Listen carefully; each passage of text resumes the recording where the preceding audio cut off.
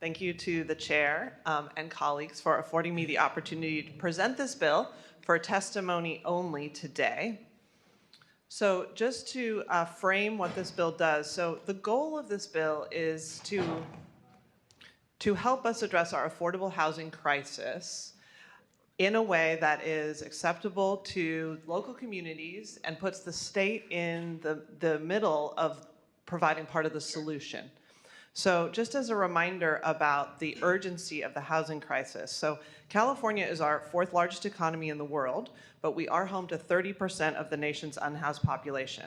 We also have half of all of the unsheltered people in the entire United States here in California. And the state has estimated that we need to build 1.2 million affordable housing units in the next decade. With the current level of production, we are falling far behind in meeting this need. And every unit that we fail to site and build is another person or household that we fail to safely and stably house. So really what housing is an issue of human suffering. And it's really incumbent upon us as public servants to find solutions for this.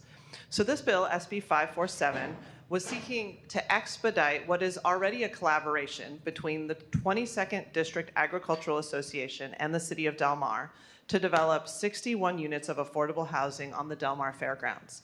Now, this Del Mar Fairgrounds is over 300 acres in size, and the Del Mar Fairgrounds Board is already working with the City of Del Mar to site housing on their property. So this bill was aiming to help further that and put timelines around the negotiations so that things could move forward expeditiously.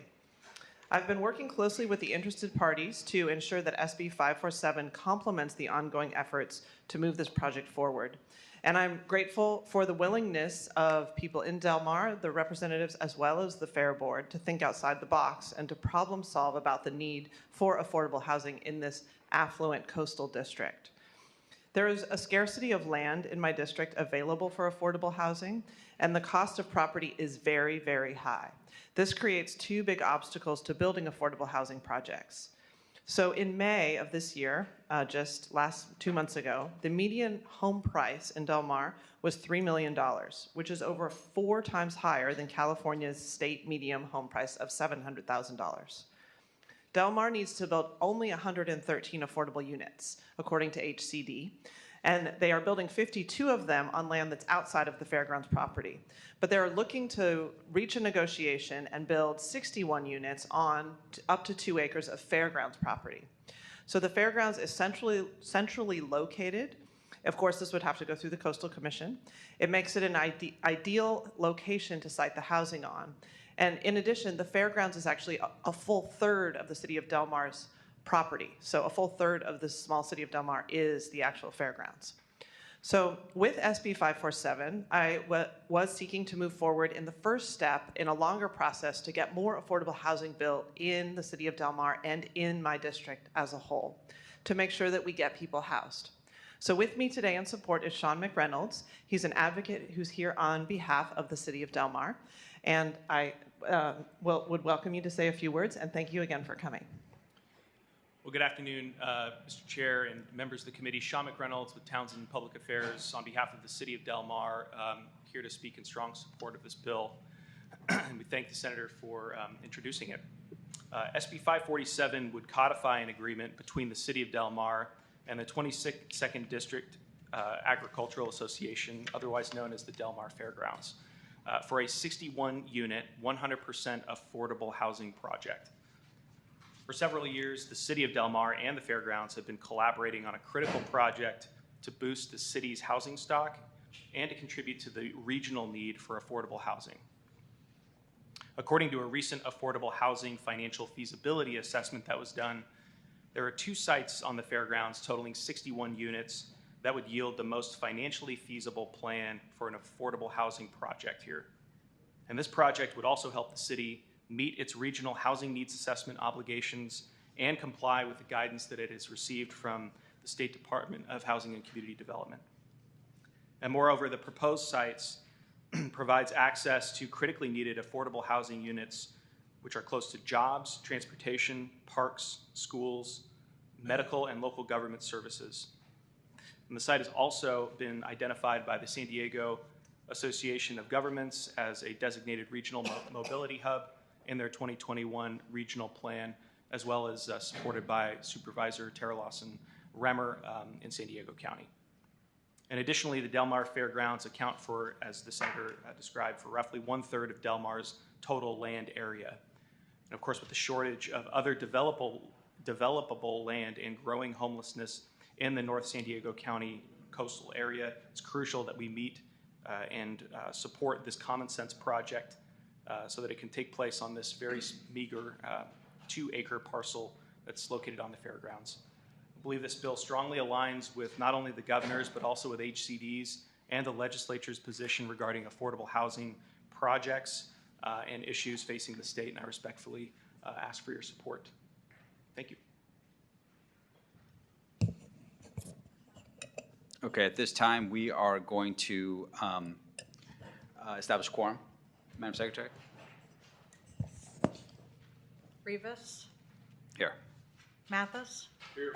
Aguirre Curry, Alanis, Connolly, Flora, Irwin, Jones Sawyer, Soria, Villapudua, Wood. Thank you. So we do have a quorum, and so with that, as we go back to, just a reminder for members, file item 1 here, which is Senate Bill 547. We're only hearing some testimony on this bill. We will not be voting on the bill as it has been held. It will be a 2-year bill. And so is that the end of the presentation? It is. I'm happy to answer any questions Yes. and then to close. Sure. Yeah. So we will open it up to the public for some public comments, and I'd like to do that prior to any questions that members may have. So is there anyone in the audience that wishes to provide some comments in support or opposition to Senate Bill 547?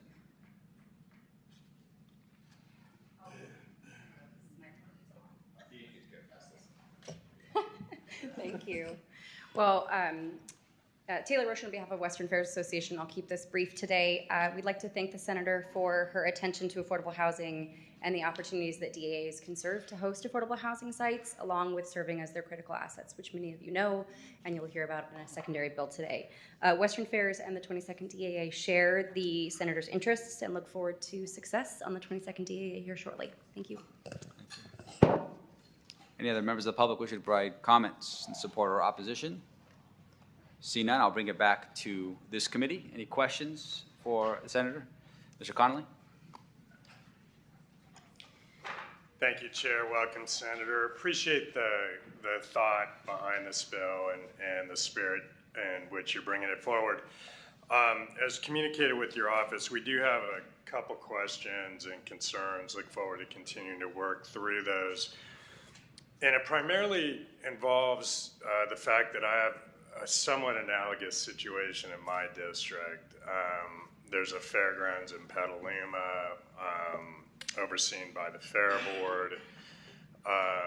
The city of Petaluma is very engaged right now in leading the visioning around the future of the fairgrounds. It could be a lot of potential uses. Very engaged public, as you may well imagine.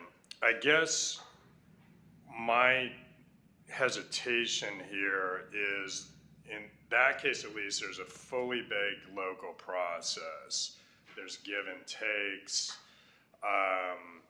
Is housing in the mix? That could be. Maybe other uses with housing somewhere else in the community. This seems to be an approach of the state coming in and dictating an agreement toward one result. Now, maybe that makes sense, and if this truly is a district bill, that's one of my questions.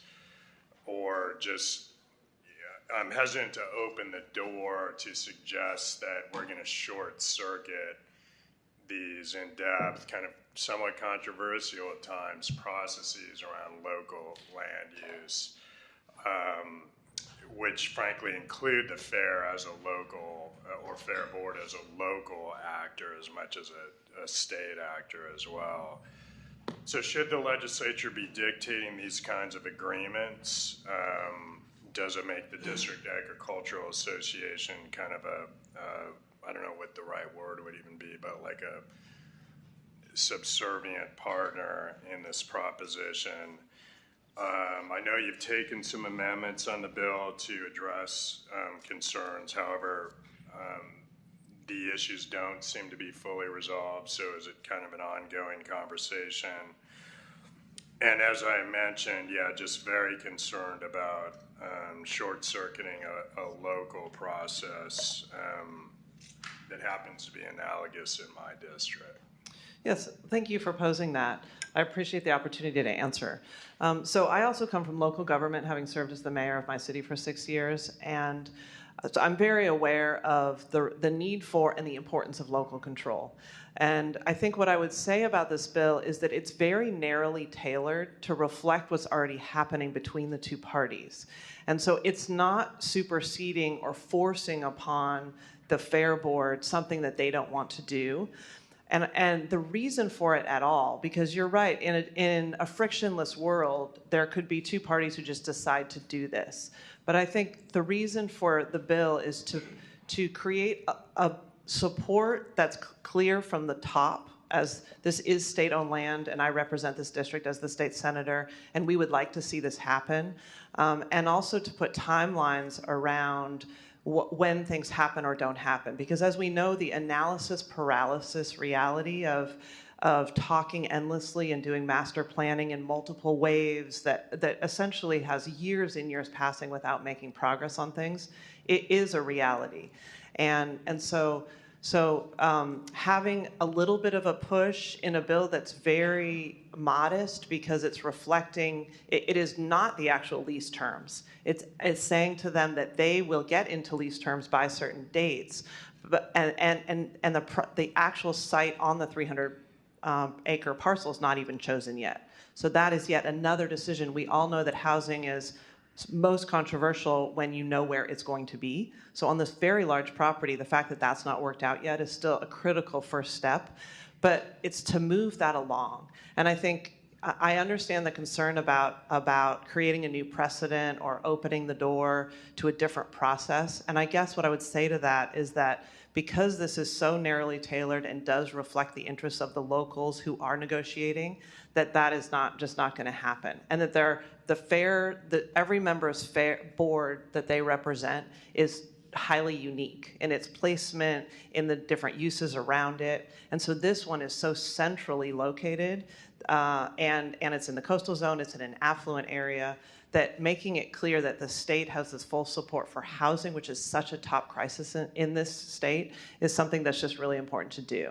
And I think it's quite possible that this proceeds along without the bill, but it's also possible that it bumps along without as much momentum as it really could have. And I think there's also a reality that housing, if HCD wasn't requiring any of this because of the housing element requirements, none of this would be happening. I mean, this is driven by the fact that the state requires cities to provide the zoning for housing that's affordable in every community. But the local control is you as a city get to decide where. And so this is that local control of, well, they think it should be at the fairgrounds, and the Fair Board is philosophically on board, but then it's just that push. Thank you. Assemblymember Wood. Yeah. First of all, thank you. I appreciate that. And actually, some of my concerns mirror my colleagues here. Every fairground, every fair board is different, as you rightly point out. But I do get concerned about a precedent. As you talk about local control, this is going above local control to push something. And I worry what that might mean in the future. So the assumption that fairgrounds are like somehow surplus property, that we can do what we want. I don't know what you're well-intentioned what you want to do. I don't know what somebody else might want to do with our fairgrounds at some point. And so I'm a little reluctant to empower that through a process like this.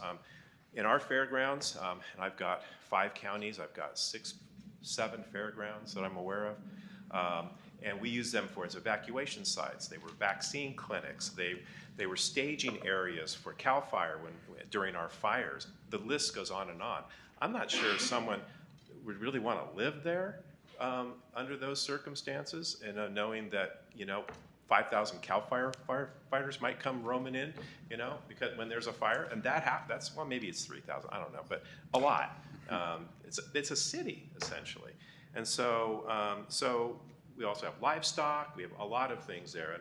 And so while it may be appropriate for Del Mar, I get concerned at that is the camel's nose under the tent, and what else might happen in the future to really usurp local control. And I come from a local government too. Right. 8 years as a city council member, 4 years on a planning commission, and so I'm concerned. And I hear all of those concerns, and those uses were happening and do happen at the Del Mar Fairgrounds as well. We had a massive vaccination clinic. It's an evacuation place for people's horses. We have a huge fair, which is going on right now, and a racetrack where horses are running. And I mean, it's a world-famous racetrack. But I guess what I would say is that if your local experiences, your local electeds are not interested in housing there, and you're meeting housing obligations in other ways, that this wouldn't be something that would necessarily happen at your property. So it's not saying that all property is available, all fair property is available for housing, especially under any circumstance. It's not making it surplus. What it's doing is it's just codifying what's already happening in a negotiation and putting some boundaries that are relatively modest around it to help it move forward. So I do understand exactly what you're saying. I think the other thing I'll just mention is that the pandemic was a crisis that we addressed by setting up these clinics and doing a million other things with resources and our commitment to it. And homelessness is a crisis which we should be approaching with more urgency. And so to me, the idea that we would use state property where we could, where we had local buy-in to address housing, it makes sense. And I would hope that we collectively could do more to push that goal. And thank you for the question. Assemblymember Soria. Thank you. And I think similarly I'm grateful that you were able to answer some of the questions and the concerns that my colleagues here just highlighted, because similarly I had some similar concerns. I did have one question, and then I want to make a comment, an additional question. So is it then the reality that there are no other suitable lands or properties for the affordable housing to be built in this community? That's a great question. So HCD will say that no city is ever built out because you can always go up. So I think the city of Del Mar would like to say they have no other possible places for this. But I do think that the reality is that because this is 1/3 of the land, the jobs are what are driving the housing number in the first place. So jobs and transit stops were how in San Diego County we allocated the RHNA numbers. The jobs are at the fairgrounds, because other than that is basically suburban. It's homes. So the fact that the housing would be for the jobs that are there, and it is a property that is already in use in a way that could be turned into something that would be, this is a 100% affordable project. So this isn't large estates with 1 or 2 affordable units. This would be 61 affordable housing units altogether, which is the type of thing the market can deliver. So I think the other alternative property is looking over the beach on the top of a bluff. It's very unstable potentially. It's also very politically difficult. That's their second property, if not this property. And then it just is a far inferior product in terms of where to put housing. This Del Mar Fairgrounds is right next to the freeway. It's centrally located in the whole county. It is near a transit stop as well. It's near commercial in another neighboring city, Solana Beach. So there are a lot of benefits to this property that just makes sense to have some type of housing development there. And they're doing their master planning, and it will include housing. So this is part of what they're thinking for the next decades moving forward. But that process is exceedingly slow and seems to just not lack the urgency it needs. Thank you for answering that. And then just a comment that I wanted to make. So just because the bill doesn't move forward today with the vote doesn't mean that this can't happen. I just want to make sure that for the public, that people understand that you locally can still do it. So us not taking action today doesn't prohibit the city to meet its goals and for you guys to move forward with the project. But I appreciate you guys presenting. I'm looking forward to continue to have a continued discussion on this issue, because even though it's very specific to Del Mar, I do believe that there could be other, unintended consequences as a whole for the state. I represent 3 fairgrounds in my district, and so looking at that and how that could then impact in some sort of way the future of those fairgrounds for me is important. Thank you. Yes, thank you. Thank you for the question. Any other questions from members of the committee? See none. Want to thank you for the testimony. I know this committee will look forward to engaging with yourself and staff as we work to find a solution. Yes, and I just want to say thank you so much for letting me do just informational only and to answer these questions and for your engagement in the topic. I really appreciate it. Absolutely. Thank you, Senator. Have a good day.